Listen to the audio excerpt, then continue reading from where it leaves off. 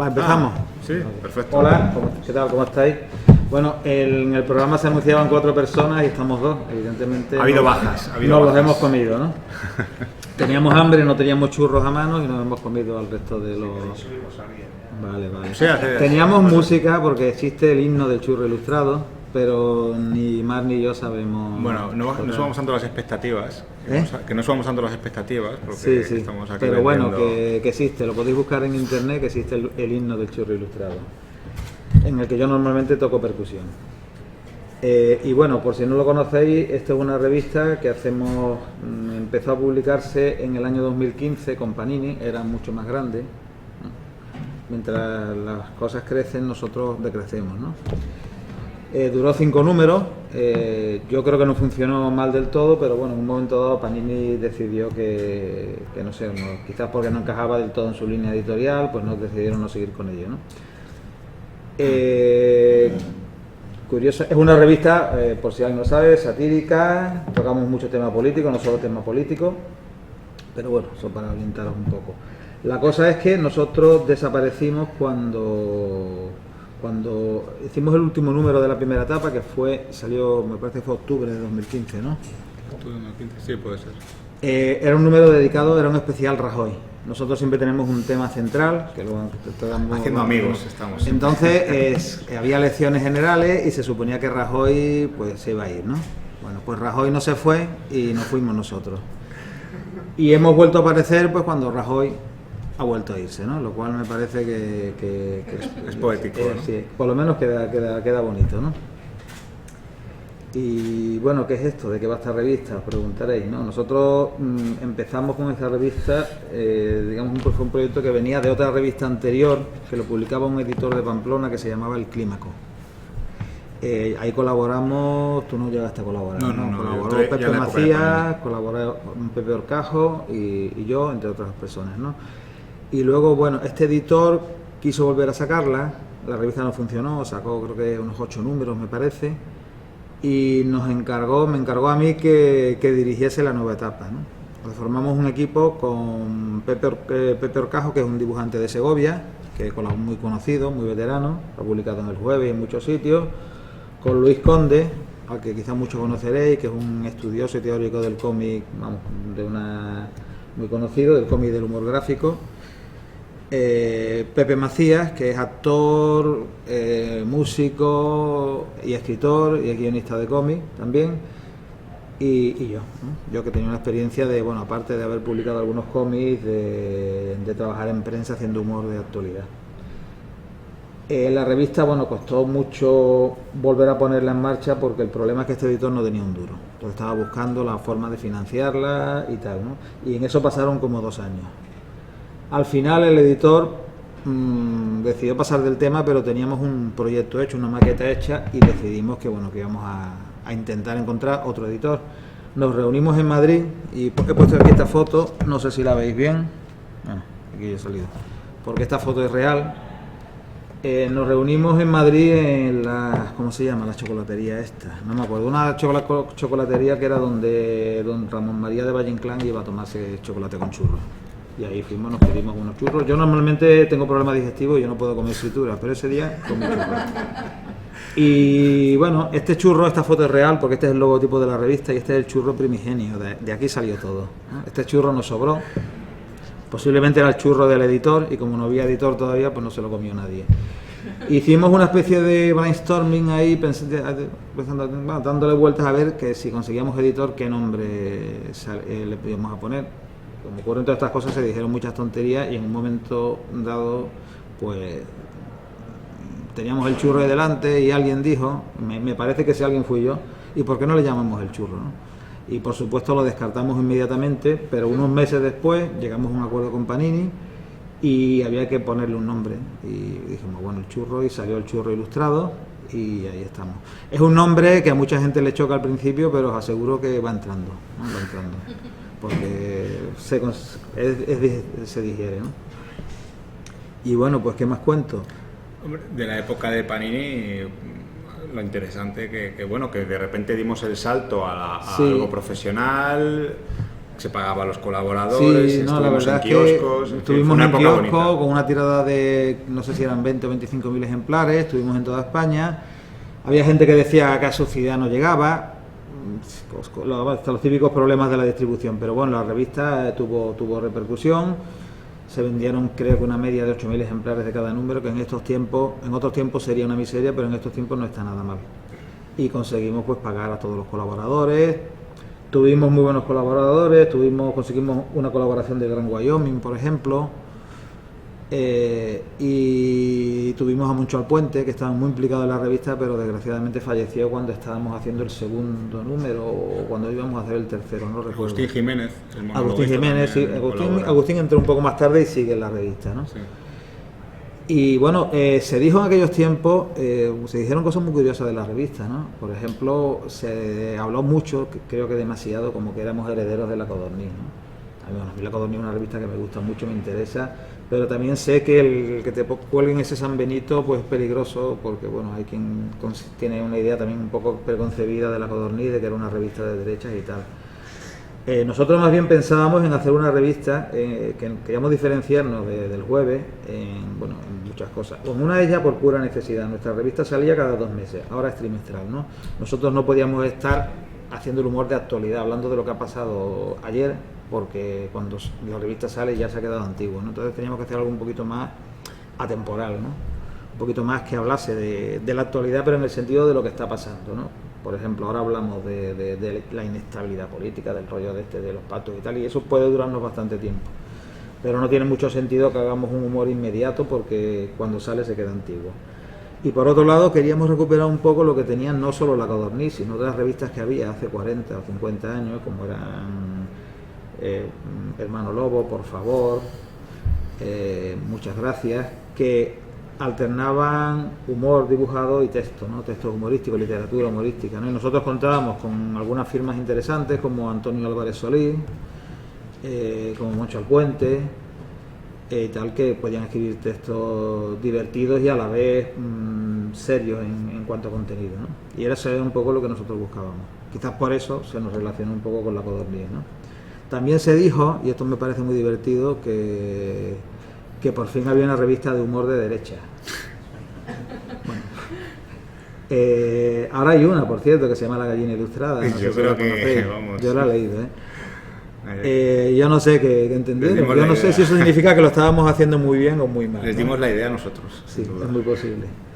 Pero bueno, ahora en esta etapa, que yo creo que hay menos dudas, la revista ha estado como 3 años, casi 4 años, no, 3 años más o menos sin salir. Y a finales del año pasado, el año pasado decidimos quitarnos el gusanillo de publicar algo, porque nos quedaron unos ahorritos del dinero que nos pagó Panini, y sacamos un TVO que se llama H, un TVO mudo que lo presentamos el año pasado aquí. Y todo era con la idea de volver a sacar la revista, porque nosotros siempre quisimos que la revista no muriese, ¿no? De que, Panini ya no le interesa, pues vamos a buscar otro editor, vamos a buscar la manera de sacarla de una manera o de otra. Dejamos pasar un tiempo porque todos tenemos otras ocupaciones y tal, y el año pasado pues nos pusimos a ello.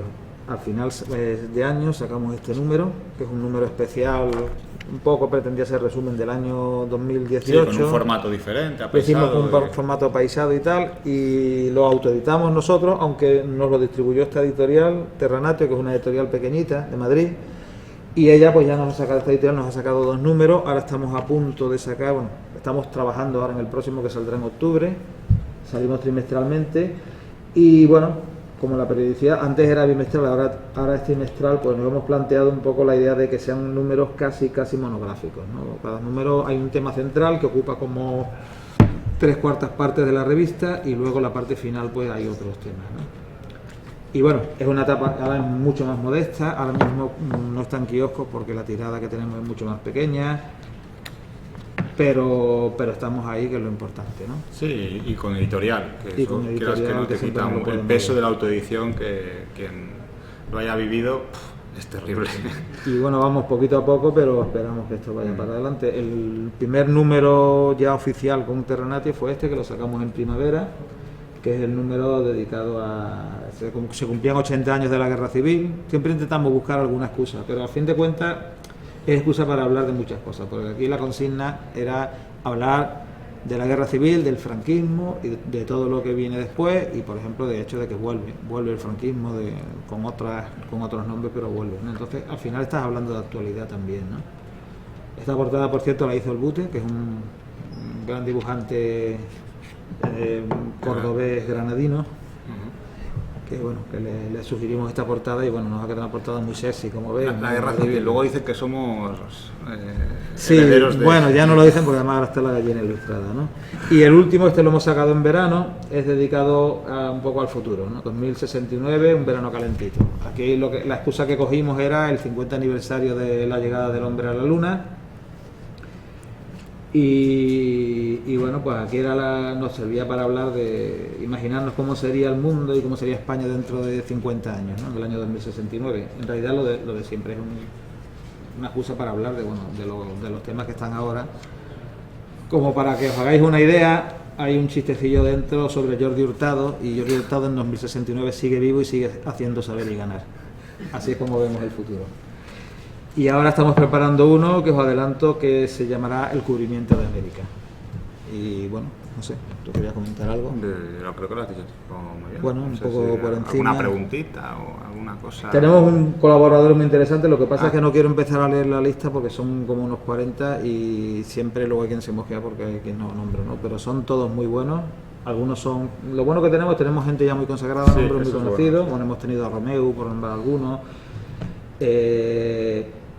Y luego gente que a lo mejor no es conocida, pero que todos nos parecen buenos, si no, no estarían ahí, ¿no? De hecho, eso es una cosa que es un detalle que es, yo creo, muy bonito de la revista, que tenemos como el objetivo de rendir homenaje a esos humoristas gráficos. Solemos meter reportajes a doble página de esos humoristas gráficos de toda la vida, que parece como que ya, por hacerse mayores, ya como que ni existen. Y tenemos un poco, ¿verdad?, como esa deuda siempre, sí, bueno, de nosotros sacar además, siempre pues algún día hablamos de, no sé, de... Ya en la etapa de Panini nos planteamos que incluir algo que eso lo hace, no nos encarga Luis Conde, también lo ha hecho en algunos números Manuel Barrero, de incluir además artículos sobre humor gráfico, no solamente hacer humor, que eso no lo hacen, que yo recuerdo ahora mismo, otras revistas. Metemos también una cosa que nos gusta mucho, que es humoristas de Hispanoamérica. Sí, tenemos una sección, eso lo hacemos en colaboración con el Instituto Quevedo de las Artes del Humor, de Alcalá de Henares. Hemos creado una sección que aparece en este número que se llama Humor Exterior, y donde, bueno, en cada número es una selección de chistes sobre el tema central de la revista, en este caso era lo del viaje a la luna, de humoristas de un país, en este caso era México. En el próximo creo que va a ser Chile, no lo sé ahora mismo porque está en ello el instituto. Y bueno, y luego tenemos también esto que es sección que me gusta mucho, que es la entrevista. Una entrevista dibujada. Entonces esta es para Aventura. Y bueno, esto lo dibuja un colaborador nuestro y esto lo dibuja el propio Ventura, y es como una entrevista, pero en formato de cómic. El anterior fue José Luis Martín. Bueno, me parece una cosa muy, muy curiosa de nuestra... Y bueno, es además de muy divertido el proceso, que esto lo hace en Francisco, perdón, que es un dibujante. Aquí tenéis, por cierto, las portadas de los números de la etapa de Panini. De la época de Panini, sí. Que bueno, le dimos siempre este aire. Bueno, yo me encargo del diseño también, y perdón, se me ha ido esto. Y me inspiré un poco, lo que me vino la idea de trabajar este diseño, que me ha dicho, es que es muy serio, te digo, es que esa es la idea, darle una apariencia como de revista, muy seria. Me inspiré, vi una portada concretamente del New Yorker, ¿no? Entonces digo, vamos a darle ese aire, le ponemos lo de ilustrado y como un rollo así como solemne. Y bueno, y estas son las portadas que hicimos. Estas de Alfonso López. Estas son de Dimitri. Hay uno de Brieva, ¿no? También hay. Brieva nos hizo una portada muy interesante. Y esta fue la de Monsalve. La de Javi Monsalve, que es un dibujante sevillano que vive ahora en Cazorla, en Jaén. Y a mí nos presentó el boceto a lápiz y yo desde el principio vi clarísimo que... Y luego aquí tenemos a Darío Adanti, que fue el dibujante entrevistado en aquel número, que bueno, como simulamos un plató de televisión, pues Darío le prendió fuego al plató, igual fue muy divertido. Bueno, en principio yo creo que... No sé, tenía una pregunta... Esperamos que os guste, que compréis la revista. Sí. Ahorita esto de aquí. A ver, ¿cómo la planteo? En la mesa de antes ha habido como... Aquello de la Junta de Justicia Española, ¿no? Ha habido como... Se ha dejado caer por ahí que en el medio español es imposible vivir del cómic, a no ser que seas Paco Ropero y Rubén, que no se ha salido de sus nombres, no sé, Sí. solo estuvieran ellos dos. Y claro, ahora venimos a una cosa que es casi marginal, ¿no? A mí me hubiera gustado que entre esas dos mesas hubiera habido como una especie de no un tobogán tan en picado, sino una especie de reflexión entre las dos. En la anterior no me he atrevido a hacerla porque estaba en minoría, pero aquí sí que me atrevo a hacer la pregunta de cómo veis ese apocalipsis que mostrado esta gente, ¿no? Que ha dicho que como que del cómic no se puede vivir, y bueno, de las revistas de humor me imagino que será casi un suicidio. Bueno, la verdad es que hace unos años realmente, yo cuando empecé a trabajar, yo me dedico al cómic de toda la vida, profesionalmente en realidad yo considero que soy profesional del cómic desde el 2001, que fue la primera vez que hice algo en cómic cobrando. Yo había cobrado de ilustración, publicidad, pero con el cómic siempre era por amor al arte, ¿no? Y en el año 2004 me encargaron de hacer humor gráfico para un periódico de Cádiz, un chiste diario, yo no lo había hecho nunca. Y empecé a hacerlo y al final resultaba que yo era humorista gráfico, ¿no? Pero incluso en aquellos, estamos hablando de hace no demasiados años, era una salida que te permitía vivir. No te pagaban mucho, pero yo me sacaba tenía un sueldo base todos los meses que me sacaba del periódico. Pero parece que eso también se ha ido a la mierda, porque los periódicos han empezado a echar a todos los humoristas. De hecho, yo estuve 5 años en el periódico, cuando hicieron una especie de ERE que largaron a todo el mundo, el primero el dibujante, por supuesto, y empecé a moverme por periódicos de toda España y la cosa estaba realmente difícil.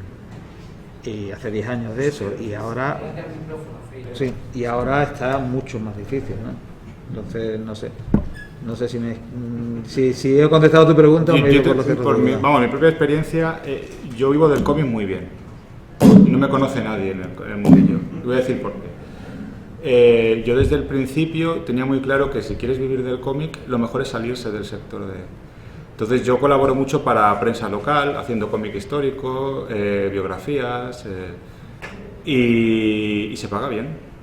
Es decir, lo que es el lenguaje del cómic es muy útil para muchas empresas, cómic didáctico también. Si te sales un poco de lo que es el sector, creo que hay muchas salidas. Sí, yo lo digo por... Yo iba un poco ahí, a que parece ser que si no trabajas para el extranjero es imposible vivir. Y yo creo que eso es una falacia. No. Es que hay mucha gente que no conoce, o sea, yo ahora actualmente colaboro en varias revistas así locales, y es curioso cuando llegas ofreciendo esa posibilidad de hacer cómic, el director de la revista decía, ¿esto qué es? ¿Como un cómic? Sí, un cómic hablando de la gente del pueblo, del que ha montado el negocio aquí, pero esto en cómic, ¿cómo va? Y ahora está encantado. Pero es cuestión de ofrecerlo, es que estamos a veces metidos en una burbuja que no nos damos cuenta de que hay más mundo, aparte de las editoriales típicas de cómic y tal.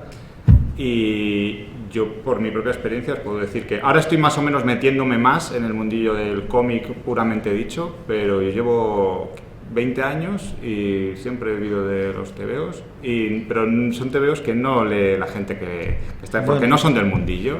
Yo tengo la experiencia también de todas formas. Era un poco esto, ¿no? de que la gente no se quedara con la sensación de que o vas a Marvel o a Francia, efectivamente, o ya es imposible. Efectivamente. Hay gente muy joven por ahí que si le das ese mensaje y no tiene el talento para hacer las perspectivas de puta madre, la anatomía de puta madre, pues dice, pues me voy a casa y ya no dibujo, ¿no? Y a ver, hay otras alternativas muy... Sí. Nosotros y puedes vivir tranquilamente. Hace 10 años, hace 10 años presentamos aquí la colección 12 del 12 que hicimos en Cádiz con la Diputación, que era con el tema era el bicentenario de las Cortes de Cádiz. Hicimos una colección donde participaron pues como unos 15 dibujantes y cobraron todos decentemente, ¿no?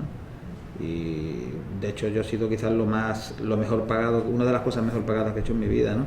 Entonces hay otra, a veces, luego no he conseguido venderle otro proyecto a la Diputación, pero bueno, que hay otras salidas por ahí. Sí, pero que no son proyectos imposibles, esto no es como y además lo bueno vender es una película. Que llegas a un público diferente, porque mira, esos cómics que publicamos todavía se venden allí en Cádiz y los compran los turistas, se los llevan como un souvenir de Cádiz. Mira. Hay muchos sectores, yo creo, que demandan, o sea, pero no lo saben todavía. O sea, yo empecé en el sector más musical, con las revistas de música, en una revista que se llamaba En Madrid todas las novedades del mes, que tenía muchísima tirada entonces, y a raíz de eso yo les hacía una ilustración, luego una tira, y en un momento dado les propuse un suplemento que hablara solo de cómics, que llegó incluso en esos años a convertirse en el de mayor tirada de España, junto creo que Trama iba después de... Había uno que se llamaba Trama, ¿no? Que lo hacía Stiberri, creo Sí, bueno, recordar. era un boletín un poco... Y son cosas que cuando tú lo propones funcionan, porque se dan cuenta de que, joder, es que un cómic no es como hacer montar una película o montar un... O sea, que haciendo números dices, ah, pues sí, pero hay que venderlo, hay que saber... O sea, que sí, hay que quitarse esa idea de que el formato cómic solo sirve para contar historias de tal, en las editoriales típicas de cómic. Yo es el consejo que le daría a cualquiera que se quiera dedicar a esto, o sea, salte de... Sí, yo estoy de acuerdo con vosotros en ese sentido, porque a nosotros nos pasa un poco igual, quiero decir que combinamos lo que es obra personal con obras de encargo, quiero decir, para ayuntamientos. Claro, para Pero que son encargos...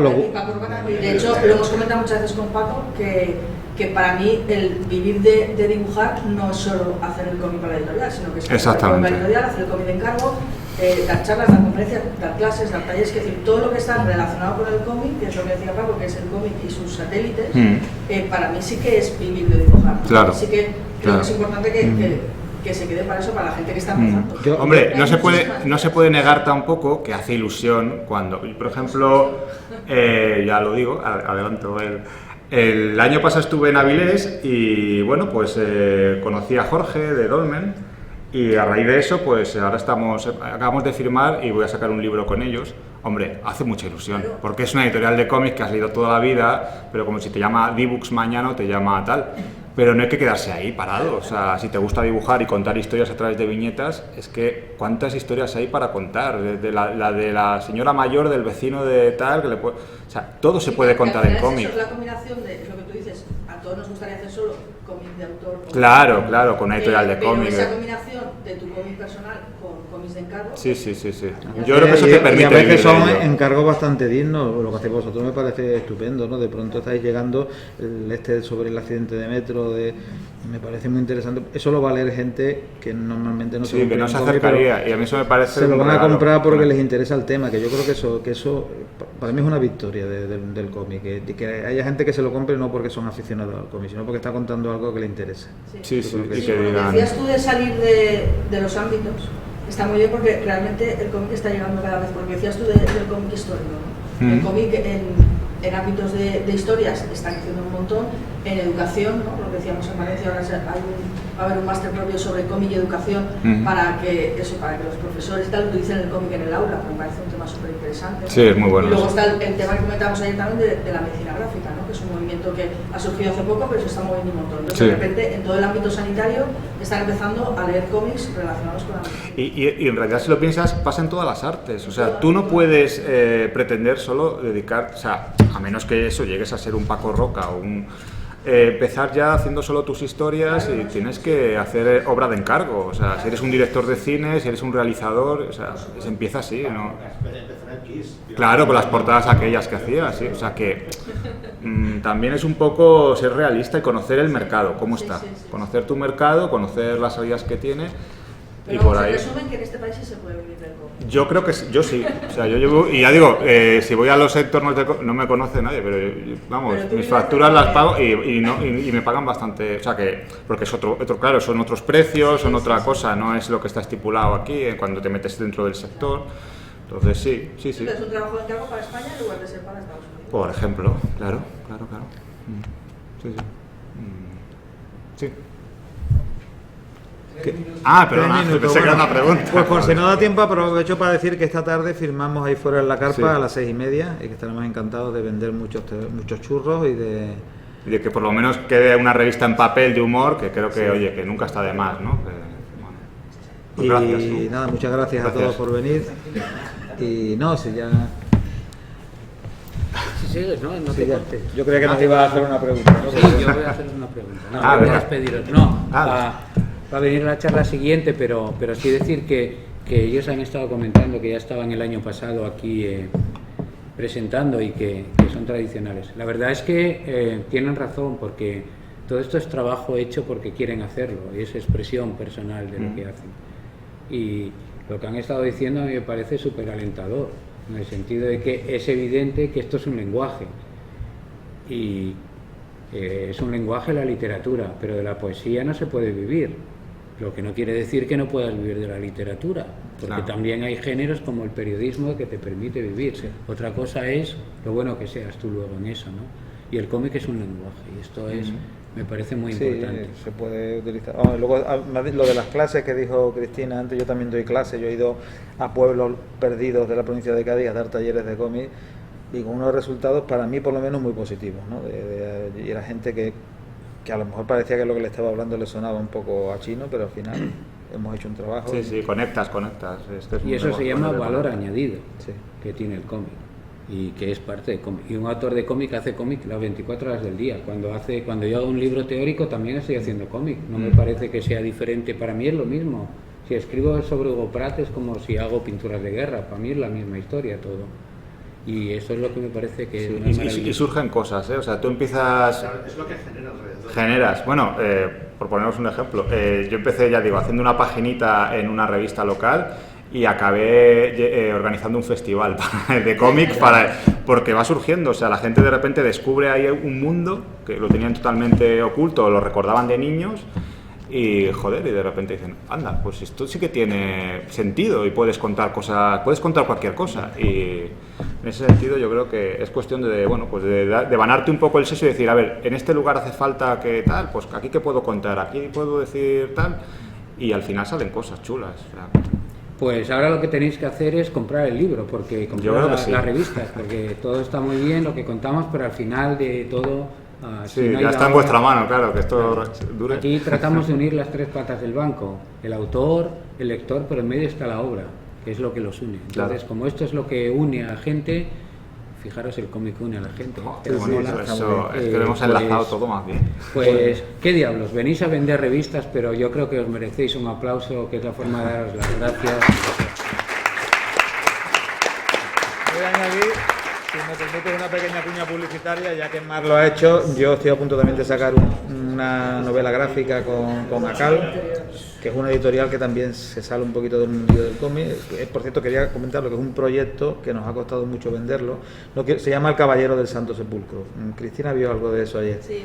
Creo que va a dar que hablar, lo mismo tenemos hasta alguna polémica y bueno, sale creo que en octubre. Y bueno, y creo que le va a interesar a gente que no tiene nada que ver con el cómic también. Bueno, va sobre un poco sobre la historia reciente de España, entendiendo como reciente hace unos 40 y pico años. Pues en todo caso, os prometemos iros llevaros al Calame con los cómics que hagamos. Hombre, sí, eso por lo menos. Porque tal y como va este país, no me extrañaría. Y eso, que muchas gracias.